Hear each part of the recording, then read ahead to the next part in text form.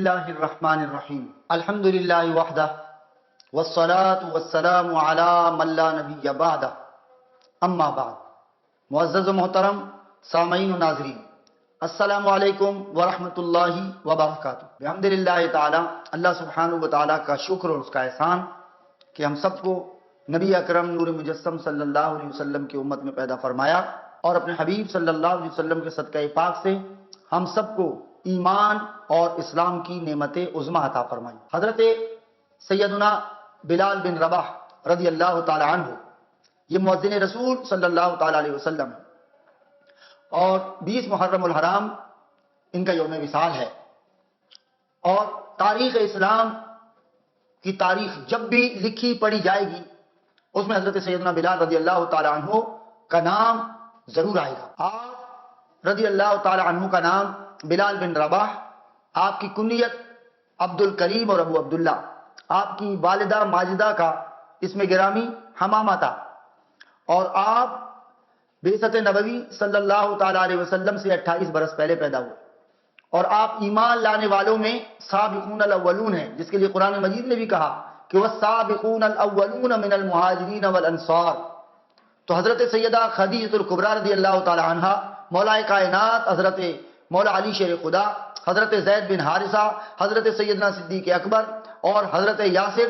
اور حضرت عمار ابن یاسر اور حضرت سمیہ رضی اللہ تعالی عنہم کے بعد حضرت سیدنا بلال رضی اللہ تعالی عنہ ایمان لے کر آئے. آپ پہلے عبداللہ بن جدعان کے غلام تھے اور اس نے آپ کو امیہ بن خلف کے ہاتھوں بیچ دیا، اور پھر امیہ بن خلف نے جو ظلم و ستم حضرت سیدنا بلال پر ڈھائے وہ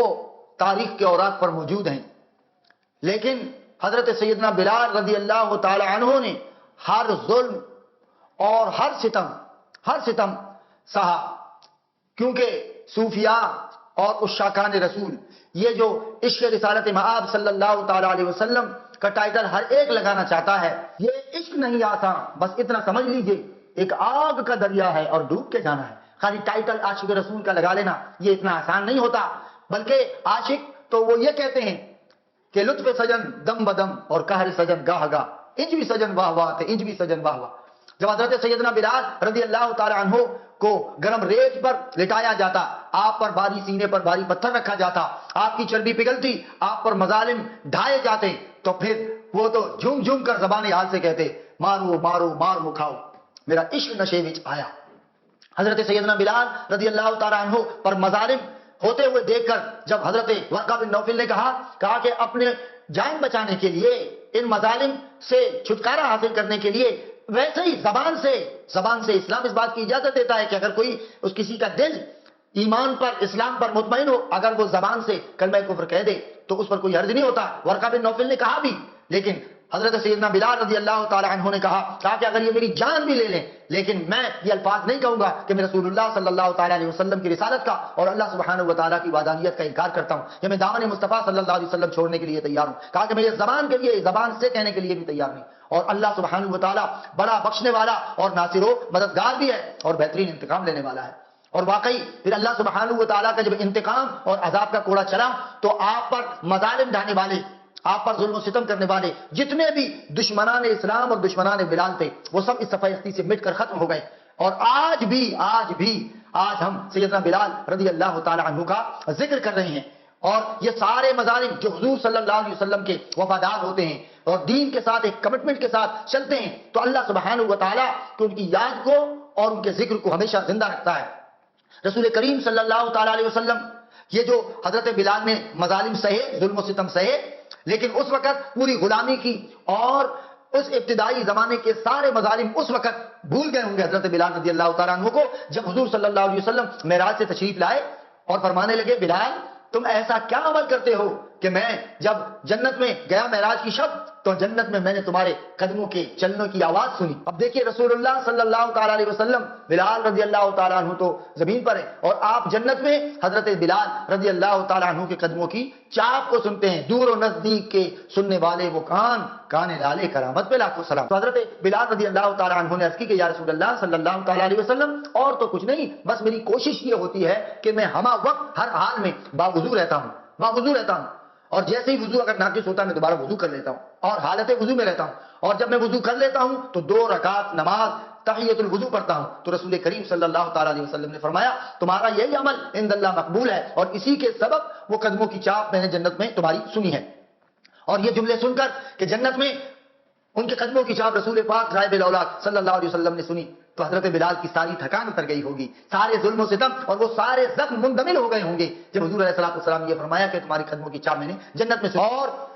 حضور علیہ السلام کا یہ جملہ حضرت بلال کے لیے کسی تمغے سے کم نہیں تھا۔ جب صدیق اکبر رضی اللہ تعالیٰ عنہ آپ رضی اللہ تعالیٰ عنہ کو خرید کر لائے اور حضور علیہ السلام کی بارگاہ میں پیش کیا تو نبی کریم صلی اللہ علیہ وسلم نے فرمایا ابو بکر تم مجھے بھی بلال کے خریداروں میں شامل کر لیتے، یہ رسول اللہ صلی اللہ علیہ وسلم نے فرمایا۔ اور حضرت بلال رضی اللہ تعالیٰ عنہ کو جب جناب حضرت ابو ذر غفاری رضی اللہ تعالیٰ عنہ نے ان کو رنگ کا تانا دیا تو اس پر وہ دل گرفتہ ہوئے، اور رسول اللہ صلی اللہ تعالیٰ علیہ وسلم نے جب حضرت بلال کو اداس غمزدہ دیکھا اور آپ کو روتے ہوئے دیکھا تو حضور علیہ السلام نے پوچھا بلال کیا ہو گیا؟ تو نہ چاہتے ہوئے بھی انہوں نے کہا کہ آج ابو ذر رضی اللہ تعالیٰ عنہ نے مجھے میرے رنگ کا تانا دیا اور کہا کہ تم تو حبشن اور کالی ماں کے بیٹے ہو۔ تو حضور علیہ السلام نے فرمایا جاؤ ابو ذر کو کہو کہ میں نے بھی ایک حبشن ام ایمن کا دودھ پیا ہے تو یہ تانا مجھے بھی دے دے۔ تو حضرت بلال نے جب یہ بات اور یہ پیغام رسول اللہ صلی اللہ علیہ وسلم کا حضرت ابو ذر غفاری تک پہنچایا تو حضرت ابو غفاری رضی اللہ تعالیٰ عنہ نے بہت معافی چاہی اور رو کر حضرت بلال سے معافی چاہی۔ آپ نے غور فرمایا کہ جو حضور علیہ السلام کے وفادار رہتے ہیں، تاجدار کائنات اور تاجدار ختم نبوت صلی اللہ تعالیٰ علیہ وسلم کس طرح کا مقام و مرتبہ اس شخص کو دیتے ہیں۔ اور فتح مکہ کے موقع پر دیکھیں سرداران قریش موجود تھے، ابو بکر و عمر، عثمان و علی، بڑے بڑے جلیل القدر زعماء اصحاب قریش سرداران قریش موجود تھے، لیکن فتح مکہ کے بعد حضور علیہ السلام نے حضرت سیدنا بلال رضی اللہ تعالی عنہ کو کعبے کی چھت پر کھڑے کر کے کہا کہ اب تم کھڑے ہو کر اذان دو، اور حضرت بلال رضی اللہ تعالی عنہ نے اذان دی۔ اس وقت جو کفار قریش کے سردار تھے ان کے سینوں پر چھریاں چل گئیں کہ آج ایک غلام کو رسول کریم صلی اللہ تعالی علیہ وسلم نے کعبے کی چھت پر کھڑا کر دیا۔ اور پھر سیدنا فاروق اعظم رضی اللہ تعالیٰ عنہ نے اپنے دور میں ہمیشہ حضرت سیدنا بلال رضی اللہ تعالیٰ عنہ کی تکریم کی اور ہمیشہ انہیں سیدی بلال کہا کہ جب آپ میرے آقا و مولا صلی اللہ علیہ وسلم کے غلام ہیں تو آپ ہمارے سردار ہیں، یعنی ایک سردار خوش قریش عمر بن خطاب رضی اللہ تعالیٰ عنہ، فاروق اعظم رضی اللہ تعالیٰ عنہ مراد رسول فاروق اعظم رضی اللہ تعالیٰ عنہ حضرت بلال کو کہتے ہیں یا سیدی بلال، وہ میرے سردار بلال، حالانکہ وہ خود سرداران قریش میں سے ایک سردار تھے۔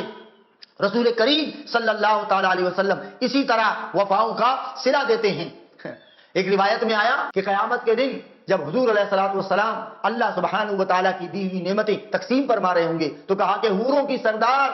حوروں کے جھرمٹ میں آ کر رسول کریم صلی اللہ علیہ وسلم کی بارگاہ میں حاضر ہوں گی کہ یا رحمت للعالمین، آج آپ اللہ کا دیا ہوا اللہ کی دی ہوئی تمام نعمتیں تقسیم فرما رہے ہیں تو مجھے بھی کوئی انعام عطا ہو جائے۔ تو حضور علیہ السلام نے شان بے نیازی سے فرمایا جاؤ میں نے تمہیں اپنا بلال دے دیا۔ تو حوروں کی جو ملکہ تھی، سردار تھی، اور حوریں کیا ہیں؟ رسول اللہ صلی اللہ علیہ وسلم نے فرمایا کہ جنت کی ایک حور اگر آسمان کے دروازے کھول کر اس میں سے جھانک لے تو ان کے چہرے کی نورانیت اور چمک اتنی ہے کہ سورج کی روشنی بھی مانگ پڑ جائے۔ تو جب ایک عام حور کی یہ کیفیت ہے تو سرداران حور میں سے جو سردار ہے، ملکہ ہے، اس کی حسن و جمال کا کیا عالم ہوگا۔ تو اس نے حضور علیہ السلام کے جب اس بات کو سنا کہ بلال تمہیں دیا تو اس نے سوچا ہوگا کہ یا رسول اللہ صلی اللہ علیہ وسلم، آپ کے تو اتنے سونے سونے اور پیارے پیارے حسین و جمیل اور بڑے عزت و شرف والے اصحاب موجود ہیں، ابو بکر و عمر ہیں، عثمان و علی ہیں، طلحہ ہیں، عبد الرحمن ابن عوف ہیں، سعد بن ابی وقاص ہیں، یہ بڑے بڑے جلیل القدر صحابہ ابو ذر غفاری ہیں، لیکن آپ نے مجھے بلال عطا فرمایا۔ یعنی مقصود اس کا یہ تھا کہ رنگ کے اعتبار سے اور حسن و جمال کے اعتبار سے کالا، ہونٹ کا موٹا، گھنگریالے بالوں والا، وہ ہمیں دے دیا۔ حضور علیہ السلام نے مسکرا کر کہا کہ یہ تو میں نے کہا کہ میں نے تمہیں بلال دیا ہے، نہیں تو میں نے بلال سے پوچھا نہیں، تم کیا بلال کو رد کرو گی؟ میں بلال سے تو پوچھ لوں وہ بھی تمہیں قبول کرتا ہے یا نہیں کرتا۔ اور جب حضرت بلال سے کہا گیا کہ تمہیں حوروں کی سردار دی گئی تو حضرت بلال نے کہا یا رسول اللہ مجھے تو بس آپ کے قدموں میں جگہ چاہیے، مجھے حوروں کی سردار کا کیا کرنا۔ تو حضرت سیدنا بلال رضی اللہ تعالی عنہ حضور کے وصال کے بعد پھر آپ شہر مدینہ میں نہیں رہ سکے، آپ اپنے آبائی علاقے حلب چلے گئے، اور آج آپ کا مزار شریف